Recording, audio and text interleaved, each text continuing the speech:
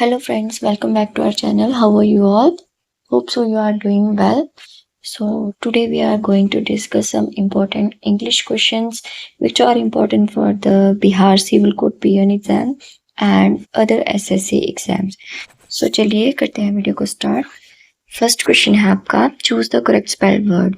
अब यहाँ पे आपको स्पेलिंग बताना है, करेक्ट स्पेलिंग बताना है। तो यहाँ है सुपरिटेंडेंट का, ओके।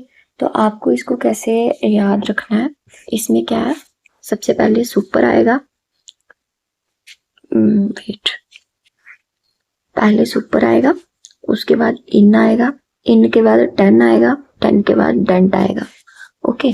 आपको इसको डिवाइड कर लेना है स्पेलिंग को और उस तरह से याद रखना है। Superintendent, right.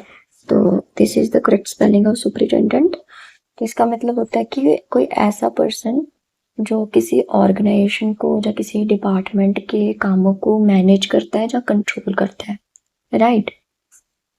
नेक्स्ट देखिए आगे क्या है, आगे है एंटरप्रेन्योर। अब एंटरप्रेन्योर में भी आपको इसको डिवाइड कर लेना है। सबसे पहले एंटर आएगा, उसके बाद प्री आएगा और उसके बाद न्यूर आएगा। मतलब आपको स्पेलिंग को डिवाइड करके लर्न करना। एंटरप्रेन्योर, एंटरप्रेन्योर होता है कोई ऐसा पर्सन जो बिजनेस का स्टार्टअप करता है, ठीक है, जो कि किसी व्यापार को शुरू करता है। Got it. तो correct answer is the option number A. आगे देखिए, आगे है क्वेश्चन नंबर 3, डिलेमा, राइट। अब डिलेमा के करेक्ट स्पेलिंग क्या है, जिसमें सिंगल एल आता है और डबल एम आता है, राइट। अब इसमें फर्स्ट वाले में आपको दिख रहा है सिंगल एम आ रहा है, तो ये भी नहीं होगा, ओके। उसके बाद सेकंड वाले में डबल एल आ रहा है, तो ये भी नहीं होगा। डी ऑप्शन में भी डबल एल आ रहा है, तो ये भी नहीं होगा। तो करेक्ट ऑप्शन है ऑप्शन नंबर सी, जिसमें सिंगल एल है और डबल एम है। DILE dilemma. तो इसका मतलब होता है दुविधा, राइट, या फिर उलझन। डिलेमा का मीनिंग उलझन या दुविधा होता है। उसके बाद नेक्स्ट क्वेश्चन है the committee dash divided in their opinions. देखो ये जो कमेटी है ये क्या है, ये कलेक्टिव नाउन है, राइट। ये कलेक्टिव नाउन है और इसके डिफरेंट डिफरेंट मेंबर्स हैं जो सेपरेटली एक्ट कर रहे हैं। Got it. जब इनकी डिवीजन हो जाती है तो हम इनके साथ प्लूरल वर्ब का यूज करते हैं, राइट। तो यहाँ पे हैज, वॉज, इज, ये सारे सिंगुलर वर्ब है और हमें एक ही प्लूरल वर्ब दिख रही है आर, तो यहाँ पे आर आएगा, right. The committee are divided in their opinions. तो option number B is the correct answer. आगे चलिए, आगे क्वेश्चन है a mother is blind dash the faults of her child. अब यहाँ पे मतलब कि जो मदर है वो अपने चाइल्ड के फॉल्ट को, जो मिस्टेक को देख के इग्नोर करती है या फिर वो अंधी हो जाती है ना, वो उसको इग्नोर कर देती है, अपने चाइल्ड की मिस्टेक पे ध्यान नहीं देती है। तो जब अगर कोई आंखों से अंधा हो तो वहां पे इन लगता है, राइट। बट ये एक फ्रेज है तो यहाँ पे टू लगेगा, राइट। सच में अंधी नहीं हो रही है, वो इग्नोर करती है, तो यहाँ पे टू आएगा। और अगर कोई सच में अंधा हो रहा है आंखों से तो वहां पे इन आएगा, ओके। नेक्स्ट अगला क्वेश्चन है you must avail yourself dash this golden opportunity.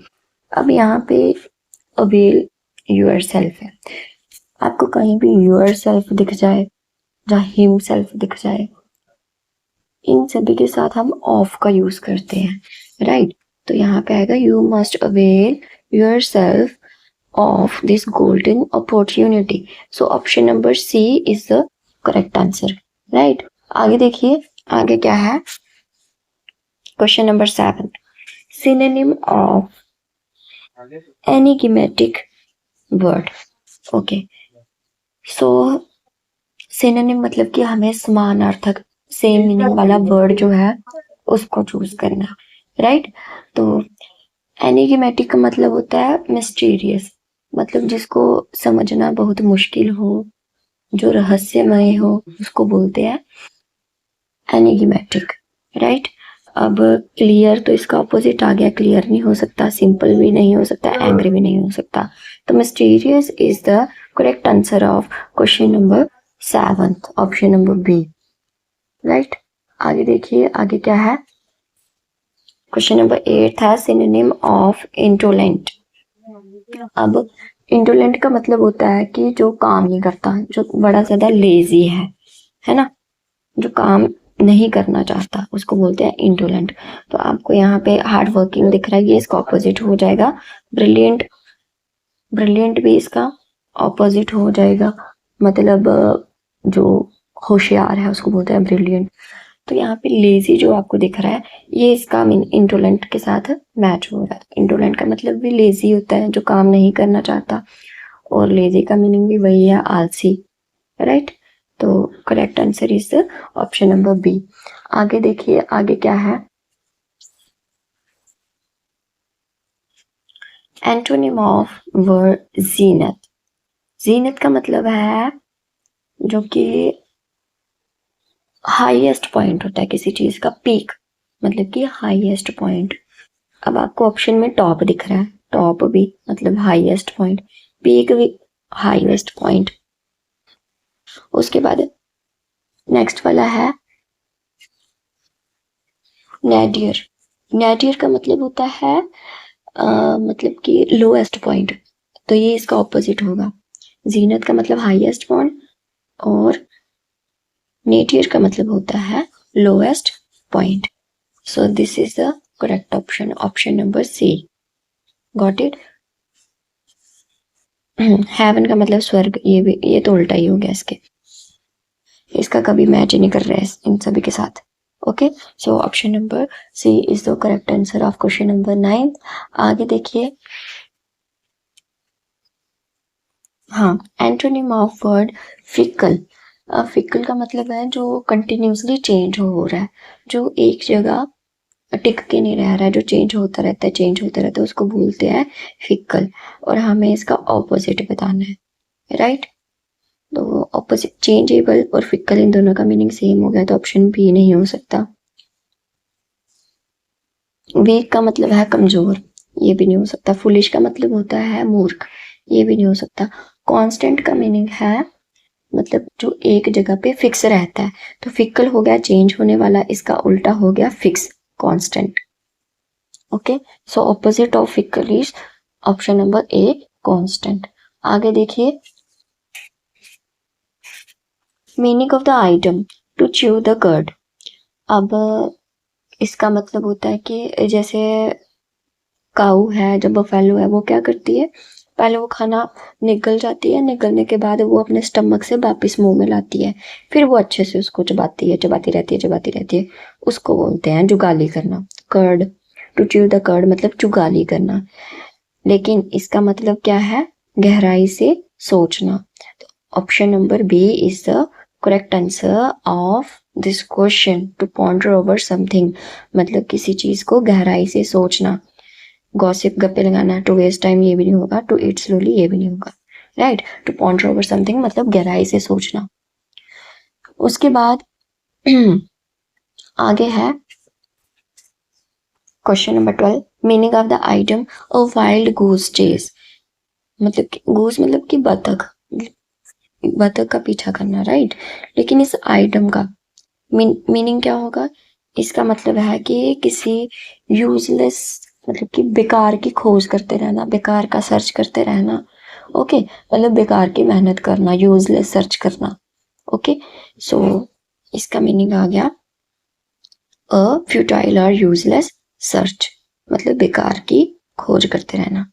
Okay, next देखिए, to question number 13, to spill the beans.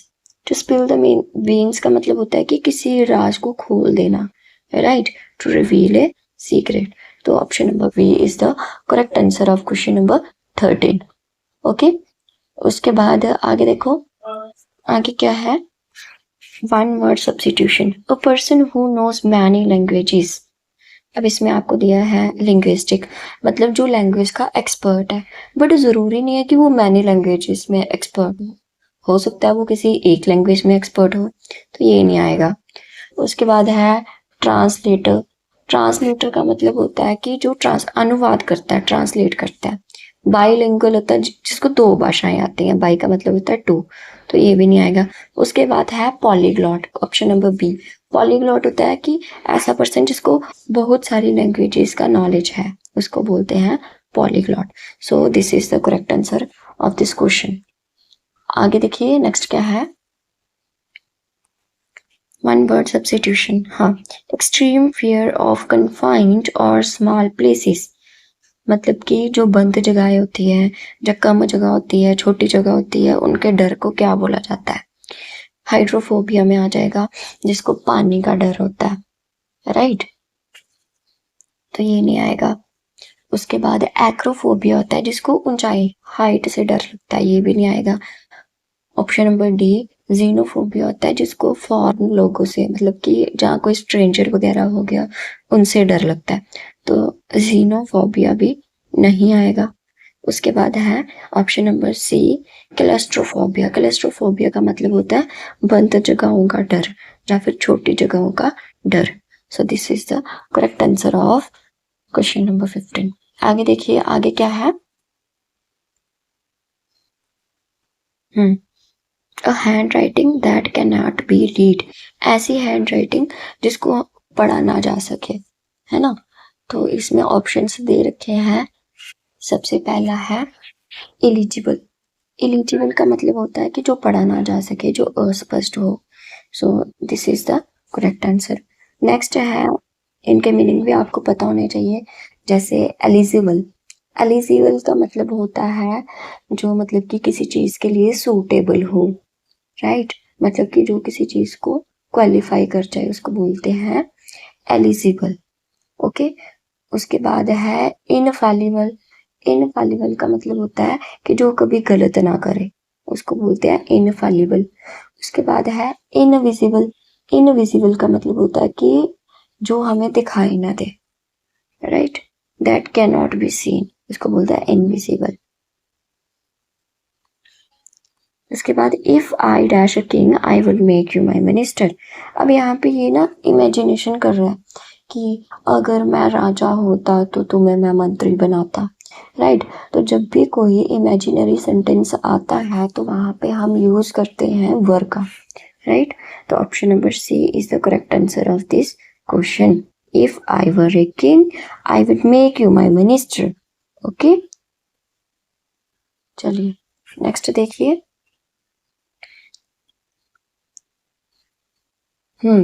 यहाँ पे है by the next month we dash this project. अब यहाँ पे कोई फ्यूचर का एक्शन है, राइट, लेकिन वो पहले ही कंप्लीट हो रहा है, मतलब कि अगले महीने तक हम यह प्रोजेक्ट पूरा कर चुके होंगे, है ना। तो मतलब ये फ्यूचर की बात है और ये सोच रहा है कि इस टाइम पे ये कंप्लीट हो चुका होगा, तो यहाँ पे हम फ्यूचर परफेक्ट टेंस का यूज करेंगे। यहाँ पे shall have completed आएगा, राइट, have प्लस वर्ब की third form. So option number C is the correct answer. क्या होगा ये, by the next month we shall have completed this project. Got it. आगे चलिए नेक्स्ट देखिए। नेक्स्ट आपको आर्टिकल यूज करना है क्वेश्चन नंबर 19 में। Dash higher you go dash cooler it is. अब यहाँ पे ये हायर है और कूलर है, ये दोनों कंपैरेटिव डिग्रीज है ना, तो इनके साथ द आएगा। The higher you go the cooler it is, right. Option number B is the correct answer. Got it. Okay, so next देखिए, नेक्स्ट क्या है। Neither of the boys dash bought the dash books, bought dash books। अब यहाँ पे क्या मतलब है इसका, इसका मतलब है कि हम ज्यादा लड़कों की बात कर रहे हैं, बॉयज है ना, मतलब कि लड़कों में से किसी ने भी किताब नहीं लाई, अब यहाँ हम जो हेल्पिंग वर्ब है वो हम यूज करेंगे नाइदर के लिए, ठीक है, नाइदर के लिए यूज करेंगे। पहला तो आ गया हैव, तो ये क्या हो गया, ये प्लूरल हो गया, ये यूज नहीं करेंगे क्योंकि नाइदर के लिए ना सिंगुलर वर्ब का यूज किया जाता है। ओके, अब यहाँ पे हैज है लेकिन आगे यहाँ पे प्लूरल आ गया तो ये भी नहीं आएगा। यहाँ पे भी हैव है, ये भी प्लूरल है, ये भी नहीं आएगा। So option number B is the correct answer. Neither of the boys has bought his books. Okay, उसके नेक्स्ट वाला है he is angry dash me. Question number 21, he is angry dash me for my mistakes. देखो, वह मेरी गलती के कारण मुझसे नाराज है, राइट। अब एट जो है ये हम किसी चीजों के लिए लगाते हैं, और अगर पर्सन के लिए हो तो हम विद का यूज करते हैं। ही इज एंग्री विथ, तो यहाँ क्या आएगा, विद मी, क्योंकि पर्सन के लिए हम विद का यूज करते हैं। तो option number B is the correct answer. Next है क्वेश्चन नंबर 22 क्वेश्चन क्या है, synonym of sorry audacious. Synonym of audacious मतलब कि समान अर्थक का, आपको सेम मीनिंग वाला जो वर्ड है उसको चूज करना है। ऑडेशियस का मतलब होता है साहसी होना, है ना। तो टेम्ड का मतलब होता है टेम्ड का मतलब होता है डरपोक, तो ये इसका ऑपोजिट आ गया, ये तो नहीं आएगा, ठीक है। उसके बाद है बोल्ड। बोल्ड का मतलब क्या होता है, साहसी। तो ऑडेशियस का मतलब भी साहसी और बोल्ड का मतलब भी साहसी। So option number B is the correct answer, ठीक है। आगे केयरफुल मतलब सावधान, साइलेंट, चुपचाप, ये भी नहीं है। ओके, आगे देखो question number 23, antonym of gullible. अब यहाँ पे जो गलीबल वर्ड है इसका मतलब होता है भोला भाला, है ना। तो इनोसेंट का मतलब भी भोला भाला होता है, तो ये दोनों सेम हो जाएंगे, तो ये भी नहीं आएगा। उसके बाद है सिनिक। सिनिक का मतलब है, मतलब कि जो भोला वाला ना हो, जो बहुत ज्यादा स्मार्ट हो, जिसको हम आसानी से बुद्धू ना बना सके, है ना, जो बड़ा चालाक हो उसको बोलते हैं सिनिक। तो गलीबल का ऑपोजिट आ गया सिनिक, राइट। उसके बाद ट्रस्टिंग मतलब भरोसा करने वाला, ये भी नहीं आएगा। सिंपल मतलब, ये भी मतलब भोला भाला होता है, राइट। तो opposite of gullible is option number B, cynic. Next है question number 24, meaning of the item a bolt from the blue. अब इसका मतलब होता है कि अचानक से कोई अनएक्सपेक्टेड घटना हो जाना, राइट, कि अचानक से ही कोई घटना हो जाना। ओके, तो a bolt from the blue meaning है an unexpected disaster. So option number B is the correct answer of this question. अब उसके बाद है she forbade, question number 25, she forbade me dash go there, है ना। अब यहाँ पे मतलब कि इसका मतलब है उसने मुझे वहां जाने से मना किया, राइट। अब यहाँ पे फॉरवर्ड का मीनिंग जो है उसमें ही नॉट छिपा हुआ है, तो हम फिर से नॉट का यूज नहीं करेंगे, राइट। फ्रॉम और फॉर भी यहाँ नहीं आएगा। She forbade me to go there, so यहाँ पे ओनली टू आएगा क्योंकि नॉट फॉरवर्ड में ही छिपा हुआ है। तो correct answer is option number ए। उसके बाद है मोर than one person. Question number 26, more than one person dash killed in the accident. यहाँ पे मोर देन वन पर्सन बोला तो जा रहा है ना, लेकिन यहाँ पे हम ये more than one person as a singular noun behave कर रहा है, ठीक है। ये यहाँ पे इसके साथ जो वर्ब यूज होगी ना वो सिंगुलर होगी, राइट। तो यहाँ पे आपको वर दिख रहा है, ये भी नहीं आएगा, ये प्लूरल है, हैव बीन और आर भी प्लूरल है। मोर देन वन के साथ सिंगुलर वर्ब यूज होगी which is the was, right. More than one person was killed in the accident, so option number B is the correct answer. Next है question number 27, I am not accustomed dash such behaviour. अब मतलब कि मुझे ऐसा behaviour जो है उसकी आदत नहीं है, राइट। तो यहाँ पे बिहेवियर की बात की गई है ना, मतलब कोई चीज है तो विद तो आएगा नहीं, यहाँ पर्सन की बात तो कर नहीं रहे हैं, ऑफ भी नहीं आएगा, फॉर भी नहीं आएगा, एकस्टम के बाद क्या लगेगा, टू लगेगा। So option number B is the correct answer, I am not accustomed to such behaviour, right. आगे देखिए question number 28, the cat sprang dash the table. अब कोई भी चीज अगर जंप करके जा रही है, मोशन में है मतलब, है ना, तो वहां पे अपॉन का यूज होता है। तो option number B is the correct answer. अब नेक्स्ट है question number 29, he died dash cholera, right. अब जब कोई पर्सन किसी बीमारी की वजह से मरता है ना, कॉलरा हो गया, मलेरिया हो गया, डेंगू हो गया, तो वहां पे ऑफ का यूज किया जाता है किसी भी डिजीज के साथ, right. He died of cholera, cholera, right. तो option number B is the correct answer. उसके बाद है none but the brave dash the fair. यहाँ पे क्या बोल रहे हैं, मतलब केवल बहादुर लोग ही समानता के योग्य होते हैं, केवल बहादुर लोग। अब यहाँ पे अगर आप ध्यान से देखो, द ब्रेव का मतलब जो होता है, ये सभी बहादुर लोगों की बात कर रहे हैं, है ना। तो बहादुर लोग कोई एक तो है नहीं, सभी बहादुर लोगों की बात कर रहे हैं, तो ये प्लूरल की तरह एक्ट करता है, राइट। तो यहाँ पे इसके साथ एस और एस तो लगेगा ही नहीं, प्लूरल के साथ एस और एस नहीं लगता, हैव भी नहीं लगेगा, और इज आईएनजी भी नहीं लगेगा इसके साथ, है ना। तो यहाँ पे करेक्ट आंसर है option number A, none but the brave deserve the fair. So ये थे आज के क्वेश्चंस। होप सो आपको ये लेक्चर अच्छा लगा होगा।